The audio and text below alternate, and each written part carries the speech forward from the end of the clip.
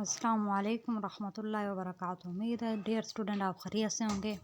आज हम पढ़ेंगे गेस्टाल्ट लॉ के बारे में। गेस्टाल्ट लॉज भी कहते हैं इसको, गेस्टाल्ट प्रिंसिपल्स भी कहते हैं, विजुअल परसेप्शन भी कहते हैं। आइए लेक्चर की तरफ चलते हैं और साथ में आपने पेंसिल और रजिस्टर अपने पास रखना है। जो इम्पोर्टेंट पॉइंट्स हैं वो आपने राइट डाउन कर लेने हैं, जो आपको लेक्चर प्रिपेयर करने में हेल्प करेंगे। Gestalt principles of the visual perceptions, ये क्या है? Gestalt movement in experimental psychology which began prior to world war first. Gestalt law जो है ये एक्सपेरिमेंटल साइकोलॉजी के अंदर आया था और ये फर्स्ट जो जंग अजीम थी उस वक्त इसको जो है इंट्रोड्यूस करवाया गया था। वही परसीव ऑब्जेक्ट, हम ऑब्जेक्ट को परसीव करते हैं as well organise pattern rather than separate component. इसमें हम क्या करते हैं कि एक ऑब्जेक्ट को देखते हैं, ना कि उसके कंपोनेंट को देखते हैं। फॉर एग्जांपल, अगर हमारे पास मोटरसाइकिल है, ठीक है, उसके डिफरेंट पार्ट हैं, जैसा कि उसका हैंडल हो गया, उसकी बत्ती हो गई, उसकी सीट हो गई, टायर हो गए, डिफरेंट चीज़ें, इनके इंजन वगैरह। हम क्या करेंगे, उसके ये जो जितने पार्ट हैं, जिनके मैंने नाम लिए, इनको एक एक करके नहीं देखेंगे, बल्कि पूरे एक मोटरसाइकिल को देखेंगे, इनके पूरी एक पिक्चर देखेंगे मोटरसाइकिल की, ना कि उसके स्मॉल पार्ट को हम देखेंगे। नो, गेस्टाल्ट जो है वर्ड ही हम यूज़ करते हैं होल के लिए, ठीक है। वो कहता है the whole is greater than, जो एक होल है वो ग्रेटर देन होता है इट्स पार्ट, उसके पार्ट से। यानी कि जो चीज़ है उसके पार्ट से तो सारी बात है, बड़ी है ना, एक मुकम्मल एक इमेज किसी चीज़ का। तो ये कहते हैं कि जो होल है वो ग्रेटर देन होता है इट्स पार्ट्स, इसके पार्ट से। ये बेस करता है on the concept of grouping, grouping के कॉन्सेप्ट पर बेस करता है गेस्टाल्ट लॉ। नेक्स्ट हमारे पास कुछ पिक्चर हैं, इसको आप देखें कि आपको किस तरह नज़र आ रहे हैं। जो पिक्चर है जो लेफ़्ट साइड पे है, जो ब्लैक और वाइट कलर में नज़र आ रही है, ठीक है, उसमें कैसे आपको लग रहा है कि एक लड़की है, ठीक है, और उसका ये जो बाल हैं बहुत घने हैं और इस तरह से कुछ नज़र आ रहा है। जबकि जो राइट साइड की जो लड़की है, औरत नज़र आ रही है, उसने सर पे टोपी भी ली हुई है, ठीक है, और वो भी डिज़ाइन वाली है, बाल भी उसके कर्ली हैं, प्यारे से हैं, गर्दन में भी कुछ पहना हुआ है और जो सूट पहना हुआ है वो भी डिज़ाइन वाला है, ठीक है। ये हमारे क्या है, परसेप्शन का एक लेवल है कि आपने इन चीज़ों को कैसे देखा है।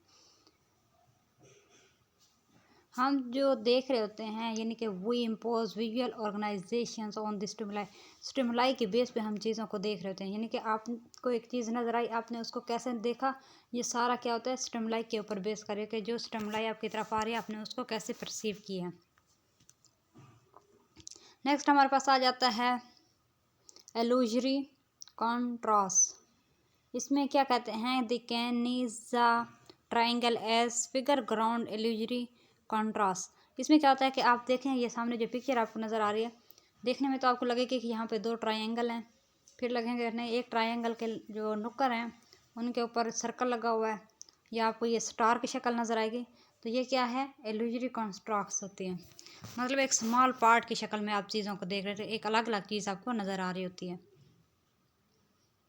मेन प्रिंसिपल की अगर बात करें तो gestalt principles of the visual perception के 3 मेन प्रिंसिपल हैं, जिनको हम ग्रुपिंग कहते हैं। ग्रुपिंग के अंदर क्या चीज़ आ जाती है, प्रॉक्सिमिटी आ जाती है, सिमिलरिटी आ जाती है, कॉन्टीन्यूटी आ जाती है, क्लोजर आ जाता है, जिनको हम 1 बाय 1 डिटेल में पढ़ेंगे, ठीक है।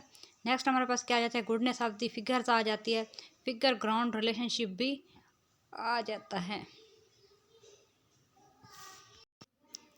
Law of equilibrium, law of equilibrium का क्या मतलब होता है, इक्विलिब्रियम, इक्व का मतलब ही क्या होता है, इक्वल चीज़, ठीक है। लिब्रियम मतवाजन, यानी कि किसी चीज़ को मतवाजन रखना। इसमें क्या होता है, atom in a visual field strive for the balance with other atom in the field.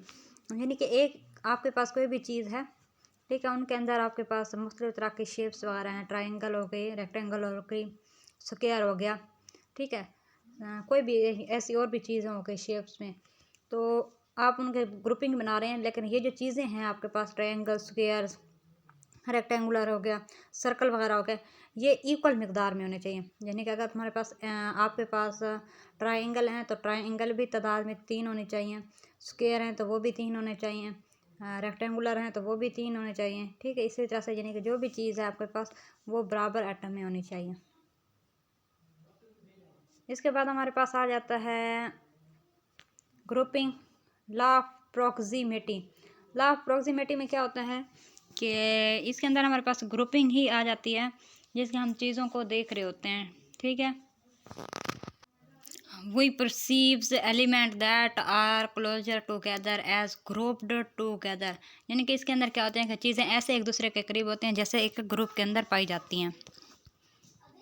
आगे आता है law of similarity. Law of similarity, similarity का मतलब ही क्या है? कॉपी होना, एक जैसी कॉपी होना, किसी चीज़ का एक दूसरे के बिल्कुल मुशाबे होना, होमोजीनियस होना, ठीक है। तो suggested that unit which resemble each others in shape, size, color, direction will be seen together as homogeneous grouped of the same kind, यानी कि एक ही चीज़ के सेम शक्लें, रंग, साइज, डायरेक्शन वगैरह होना। फॉर एग्जांपल आपके पास ऐसे है कि ट्रायंगल हैं, स्क्वायर्स हैं और रेक्टेंगल हैं, ठीक है। तो ये एक दूसरे के साथ इनका साइज़ भी मैच होता हो, कलर भी चेंज जो हैं वो भी सेम हो, इसकी बेस पे आप क्या करते हैं? ग्रुप बना लेते हैं सिमिलर चीज़ों के, या सिमिलर जो कलर हैं उनकी बेस पे ग्रुपिंग कर लेते हैं, सिमिलर साइज़ की बेस पे ग्रुपिंग कर लेते हैं, या शेप की बेस पे कर लेते हैं, ठीक है। इस बेस पे हम क्या करते हैं? ग्रुप बना लेते हैं। ये क्या होती है? लॉ ऑफ सिमिलैरिटी होती है। इसके बाद ये जैसे आप देख सकते हैं इसकी एग्जांपल कि आपके पास किस तरह की यानी कि शेप्स पड़ी हुई हैं। स्क्वायर दिया हुआ है, एक दूसरी शेप दी हुई है, ये क्या है? सेम चीज़ें और एक ही तरह के मैच मिलती जुलती हैं। आगे आ जाता है Gestalt visual perception, a look closer at Gestalt law. यहाँ पे आपने देखना है grouping, law of similarity, shape, scale और कलर की बेस पे। तो अगर आप ये पहले देखें पिक्चर तो इसमें देखें ट्री जो हैं कैसे हैं, उनकी ग्रुपिंग की हुई है। डिफरेंट दो तरह के ट्रीज़ हैं, ठीक है। उधर से जो डार्क यानी कि हैं वो 5 हैं, उस साइड पे भी 5 ही हैं, और इधर जो हैं वीक से थिन से वो भी 4 हैं, और उस साइड पे भी 4 ही हैं। अगर यहाँ पे देखी जाए जो येलो कलर की इमेज है, यहाँ पे भी देखा जाए तो इनकी भी ग्रुपिंग की गई है इनके कलर की बेस पे। अगर ये हम रेड और येलो कलर की पिक्चर देखें तो इसमें भी ग्रुपिंग की गई है कलर और साइज़ की बेस पे। Law of continuation, law of continuation, continuation का क्या मतलब होता है कि एक चीज़ किसी चीज़ का मुसलसल आना, ठीक है।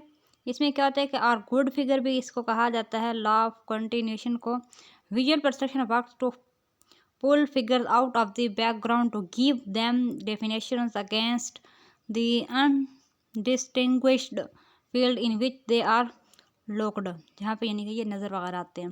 तो इसमें क्या होता है कि यहाँ पे ऐसा होता है कि एक चीज़ जो होती है वो एक मुसलसल रब्त में होती है, जिससे एक शेप जो होती है वो बन जाती है, ठीक है। यानी कि इसके अंदर कोई ब्रेक, कोई स्पेस, कोई गैप नहीं होता। Law of good continuations or continuity, object arranged in either a straight line or a smooth curve tend to be seen as a unit। जैसा कि आप यहाँ पे देख सकते हैं ABCD लिखा हुआ है, जिसमें क्या है कि वो कर्व शेप में भी हो सकते हैं या स्मूथ में भी हो सकते हैं, ठीक है। Law of closure, law of closure का क्या मतलब है? बिल्कुल एक दूसरे के नज़दीक होना। Each chunk should be self contained, without good continuations or reader will be fill in the gap. इसमें क्या होता है कि एक चीज़ जो होती है वो चंक की फॉर्म में होती है, जिसको क्या कहता है जो रीडर होता है इन गैप्स को फुलफिल करके एक पूरी पिक्चर जो है वो ड्रा कर सकता है। जैसा कि आप यहाँ पे देखें लॉ ऑफ क्लोजर के यहाँ पे हमारे पास सर्कल हैं जिनके अंदर निशान लगे हुए हैं। अगर हम इन निशान को मिलाएं आपस में तो एक पिक्चर जो है वो ड्रा हो सकती है। तो ये क्या होता है? लॉ ऑफ क्लोजर होता है। लॉ ऑफ कॉमन फैट में क्या होती है? एक चीज़ जो आम होती है वो क्राउड की फॉर्म में हो सकती है, स्ट्रेट हो सकती है, इसको क्या कहते हैं? लॉ ऑफ कॉमन फैट कहते हैं। Goodness of the figure, goodness of the figure को क्या कहते हैं? लॉ ऑफ प्रेगनेंस भी कहते हैं। प्रेगनेंस जो है वर्ड वो जर्मन का वर्ड है जिसको यूज़ किया जाता है प्रेग्नेंट के लिए, but in the sense of pregnant with meaning not with child, यानी कि प्रेग्नेंट के मीनिंग में तो लिया जाता है लेकिन हकीकत में वहाँ पे कोई बच्चा नहीं होता। यानी कि इनका मतलब कहने का ये है कि यहाँ पे जैसे कि ऐसा बंदा जिसका पेट जो है, एब्डोमेन जो होता है वो फूल जाता है, बढ़ जाता है, ओबेसिटी हो जाती है, यानी कि मोटापा आ जाता है, चर्बी बढ़ जाती है, इस तरह सा है, इस तरह से हो जाना होता है। ठीक है, उसमें कहते हैं इसको उन्होंने मुशाबे दिया था गुडनेस ऑफ द फिगर के लिए। ठीक है, प्रेगनेंस का वर्ड यूज़ किया था।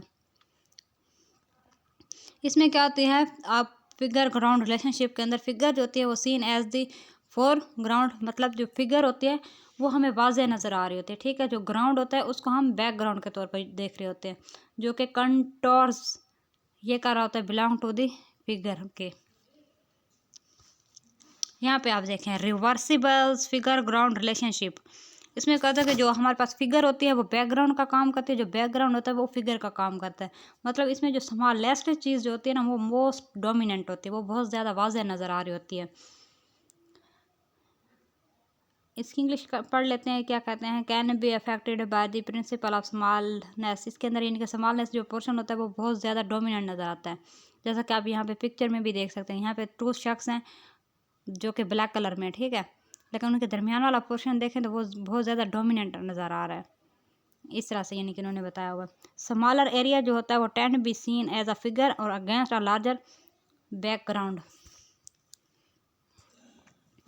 आगे आ जाता है हमारे पास रिवर्सिबल फिगर ग्राउंड रिलेशनशिप के अंदर टेसिलेशंस, यानी इंटरलुकिंग फिगर आर ग्राउंड, मतलब एक तस्वीर के अंदर बहुत सी तस्वीरें और अशकाल का नज़र आना के जो होता है वो क्या कहलाता है, टेसिलेशंस कहलाता है। Gestalt law of grouping organise the visual sense into the unit. इसमें क्या होता है कि एक यूनिट की जो चीज़ होती है उसको हम देख रहे होते हैं। लॉ ऑफ प्रेगनेंस और goodness of the figure creates करता है the smallest most meaningful pattern. इसमें क्या होता है कि जो छोटी से छोटी चीज़ होती है वो बहुत ज़्यादा मीनिंगफुल पैटर्न में हमें एक यानी कि मैसेज वगैरह जो होती है वो दे रही होती है। Figure ground relationship define important part of the sense.